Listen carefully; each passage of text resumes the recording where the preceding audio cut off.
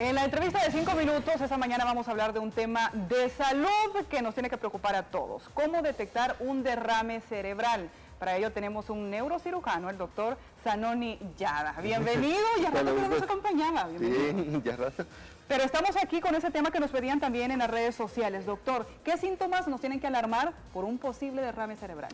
Bueno, mira, los síntomas en general son bastante conocidos, son pérdida del habla, pérdida de la fuerza en la mano, imposibilidad para caminar, imposibilidad para entender, aún ceguera transitoria. Lo importante, estos síntomas generalmente son cuando ya tienes un derrame. Ajá. El problema es cuando tú debes detectar que estás a punto de tener un problema de estos. Hay lo que se llama isquemia cerebral transitoria, que es que tú estás hablando y de repente tú pierdes esa habilidad para hablar, o de repente no entiendes lo que te están diciendo, o tu brazo se vuelve flácido, aguado. ¿Cualquiera de los dos brazos? Cualquiera de los dos brazos, tu pierna, pierdes el equilibrio durante cierto periodo, de repente lo recuperas. Esos son signos que te deben obligar a ir a donde un médico para explorar si realmente tienes algún factor de riesgo para en los próximos meses presentar lo que es un derrame cerebral. ¿Cuánto tiempo antes pueden dar estos síntomas, doctor? Generalmente lo que se conoce como isquemia cerebral transitoria, estos síntomas transitorios se pueden mostrar hasta 3 meses antes de un derrame, ¿verdad? Pero eso no implica que en una semana, 2 semanas no lo puedas tener. Que el derrame realmente es una entidad muy compleja, es la tercera causa de muerte en el mundo y la primera causa de discapacidad permanente. ¿Sabes que de cada 10 personas, 3 mueren antes de llegar al hospital? Ay, ay, ay. 5, así de triste. Sí, así de difícil. 5 quedan con discapacidad permanente y solo 2 de esas 10 personas pueden llegar a regresar a incorporarse a sus actividades normales. ¿Y qué nos está provocando estos derrames? ¿Qué influye en el ambiente? Bueno, mira, generalmente son todos aquellos factores que hacemos mal. Sedentarismo, obesidad, falta de ejercicio, colesterol, triglicéridos altos, diabetes. Antes incluso la edad era un factor de riesgo arriba de 60 años. Hoy estamos viendo pacientes arriba de 40 años, hipertensos, diabéticos, obesos y que tienen un porcentaje importante de llegar a padecer un derrame cerebral. ¿El estrés influye? Ah, claro, fundamental. Una persona que está estresada desactiva todos sus sistemas de alarma.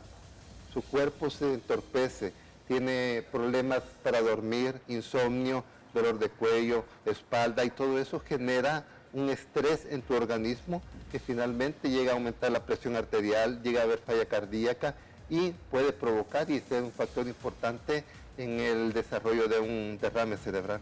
¿Un dolor de cabeza, doctor, puede alarmarnos o puede ser un derrame cerebral o no tiene nada que ver? Realmente el dolor de cabeza del derrame cerebral, porque existe, es aquel dolor intenso, violento, diferente a aquellos dolores de cabeza que tú has tenido. Las personas que padecen de dolor crónico, puede ser problemas de migraña, problemas de mala oclusión, sinusitis y una serie de enfermedades. Pero el dolor provocado por un derrame cerebral es aquel dolor intenso, brutal, que incluso se va hacia el cuello y que se acompaña de desorientación, pérdida de fuerza, debilidad. Es un síntoma que no puede pasar desapercibido y generalmente puede durar entre 2, 3 días cuando no te lleva al hospital inmediatamente.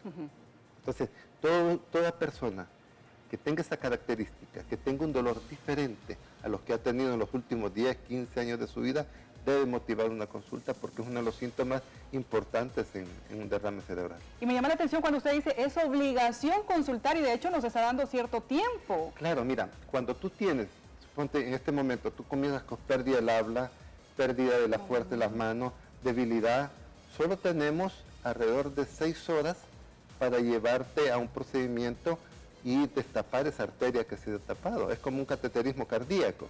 Muy bien. ¿Verdad? Incluso el corazón puede resistir más tiempo que el cerebro. Entonces, si no corremos en ese momento a una unidad, a un hospital que tenga las condiciones para ayudarte, realmente va a haber un infarto. Y una vez que hay un infarto, realmente la recuperación, las secuelas son terribles y la rehabilitación. Los centros de rehabilitación están llenos de pacientes con derrame cerebral. No es una vesícula, no es una hernia, no es un proceso así, que después de operado tú puedes recuperar tu actividad normal. No, el derrame cerebral te lleva a una discapacidad permanente y a un problema familiar y social muy importante. Se da cuenta de eso, cómo influye al final toda la familia, por eso la importancia de consultar a tiempo. A ver, hablemos de eso, el tratamiento que lleva una vez se llegó, digamos, al derrame como tal. Sí, una vez descubrimos que hacemos un TAC cerebral, una resonancia cerebral, hay un hospital y en el Seguro Social también se puede hacer, donde se puede llegar y abrir y destapar esa arteria antes de 6 horas. Ajá. Una vez que el infarto está constituido y que ya han pasado esas 6 horas, realmente uno lo que puede hacer como médico es darte un soporte para que la inflamación del cerebro sea menor, para que la oxigenación sea más favorable, pero sí, hay un periodo extremadamente corto. Por eso en varias partes del mundo se conocen las unidades de ictus, o de stroke, o de derrame, en el cual una comunicación dice hay un derrame cerebral, inmediatamente hay un traslado al paciente, se hace una evaluación. En uno de los hospitales donde trabajamos hay un código ictus, eso para la resonancia, para la emergencia, y esa es la prioridad en ese momento en el hospital. ¿Por qué? Porque tenemos minutos, horas para llevar a ese paciente y llevarlo. Y luego después de un infarto, lógicamente, lastimosamente es como un infarto cardíaco, el tratamiento y sobre todo el régimen de vida que tienes que llevar, que deberías de haber llevado antes. Eso. ¿Verdad? El ejercicio es fundamental, aunque tengas mucho estrés, mucha tensión, si haces ejercicio es el mejor oxigenante cerebral que tienes. En adecuada alimentación, ¿verdad? Tener tus horas de sueño, el sueño es fundamental. Alguien que tiene perturbado su sueño, perturba toda su vida, su memoria, su capacidad de razonamiento. El sueño es fundamental para todas estas funciones cognitivas. Por eso dice, es una máquina perfecta la creada, ¿verdad? Nosotros desordenamos. No hay ninguna computadora, que yo creo que jamás va a llegar a una computadora como el cuerpo humano. Y si nosotros la cuidáramos, el hombre podría llegar. Ahora tenemos pacientes de 100 años que incluso los operamos porque se caen, tienen algún accidente o algo así. Pero ellos no han tenido las condiciones que estamos viendo actualmente de estrés, de tensión. Antes se caminaba, no había tanta hamburguesa, no había tanta comida chatarra. Entonces, y el estrés, lógicamente, la diversión en familia era fundamental. Ahora no, tenemos en un lugar donde hay un parque, tenemos 7 centros comerciales. ¿Ya? Entonces, realmente eso te desequilibra. No puedes salir a caminar. Lo ideal es que comas y después salgas a caminar una media hora, pero ¿dónde vas a salir a caminar? Realmente es un problema, tienes que estar dando vuelta alrededor de tu sala para lograr eso. Entonces, uno tiene que luchar contra esos factores nocivos que nos presenta el país, pero lo tenemos que hacer, porque si no vamos a hacer una estadística más en un hospital o en la cama de un hogar. Ajá. Que se puede evitar, entonces se puede evitar una vez seguimos todos estos consejos. Claro. Entonces al final tenemos que tomarlo en cuenta, de lo contrario vamos a hacer una estadística más tal como lo dice usted. Gracias, doctor.